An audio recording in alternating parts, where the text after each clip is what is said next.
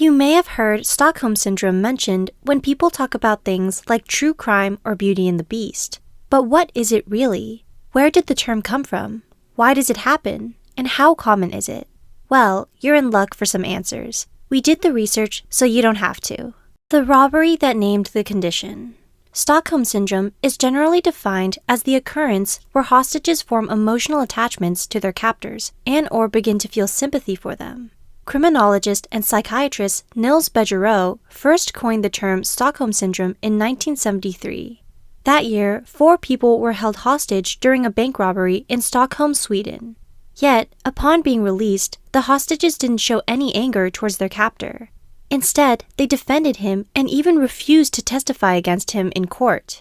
Since then, Stockholm Syndrome has been spotted in various situations, not just hostages and kidnappings. It has been recorded in victims of sexual abuse, human trafficking, discrimination, terror, and political and religious oppression as well. The circumstances that create it. Psychologists believe that this reaction happens as a coping mechanism and can occur as a result of hopelessness and frustration.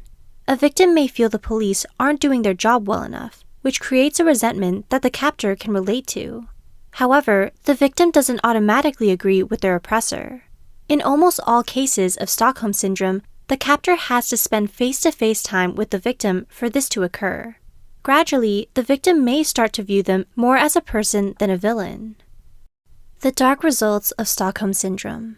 Once released, victims of abduction, or those situations listed above, may develop the following symptoms: compassion for one's captor, refusal to admit their wrongdoing, flashbacks of the event, increased aggression, depression, guilt, and post-traumatic stress disorder. They may also develop a dependency on their aggressor, where they feel they cannot survive without them.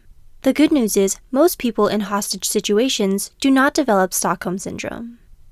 The rarity of captor compassion.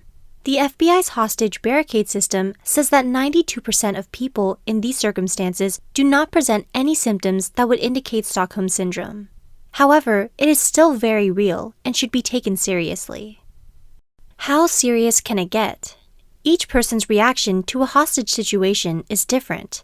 However, there are a few famous examples where the attachment one had to their abductor went very far. Natasha Kampusch. Natasha Kampusch was abducted as a child in 1998. After her abuser's death, she kept a picture of him in her wallet and even bought the house she was held in.